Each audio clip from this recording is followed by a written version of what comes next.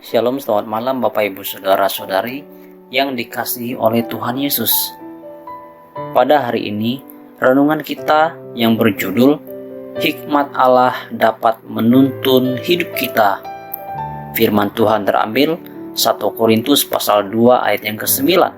Tetapi seperti ada tertulis, apa yang tidak pernah dilihat oleh mata dan tidak pernah didengar oleh telinga, dan yang tidak pernah timbul dalam hati manusia, semua yang disediakan Allah untuk mereka yang mengasihi Dia. Di perikop ini, pada waktu itu Rasul Paulus sedang menegur orang-orang Korintus atas kebodohan mereka lebih menyukai atau menuruti hikmat-hikmat dari orang-orang Yahudi dan orang-orang Yunani, di mana hikmat mereka adalah hasil pemikiran dan kepandaian yang mereka miliki, bukan yang berasal dari Allah.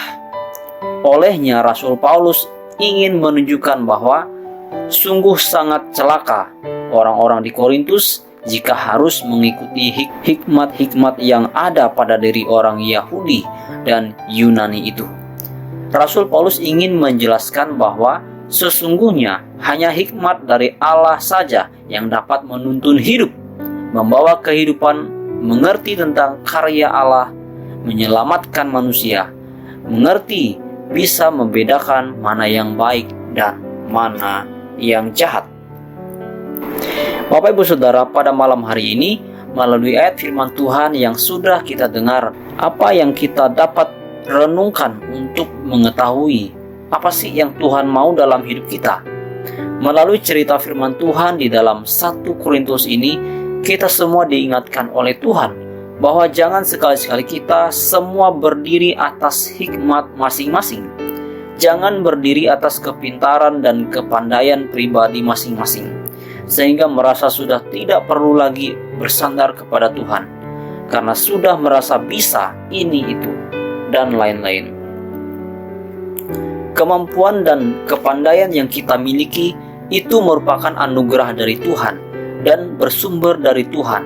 Namun seberapa hebatnya pun kita, seberapa pandainya kita, dasarnya manusia adalah manusia yang lemah. Tidak ada yang kuat. Jadi karena kita manusia tidak ada yang kuat, maka dari itu kita perlu bersandar pada Kristus.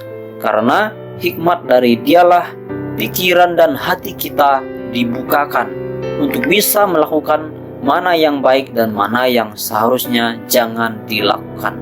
Karena apabila kita berdiri atas pengertian diri sendiri, celaka hidup kita. Kita nggak tahu arah hidup kita kemana.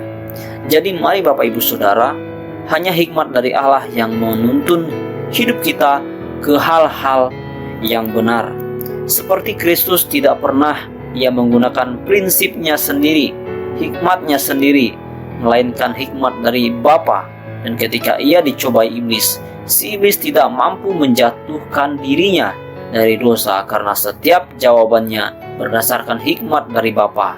Dan kiranya semakin hari kita semakin belajar kepada Kristus bahwa kita harus berdiri atas hikmat Allah supaya jalan hidup kita tidak salah arah.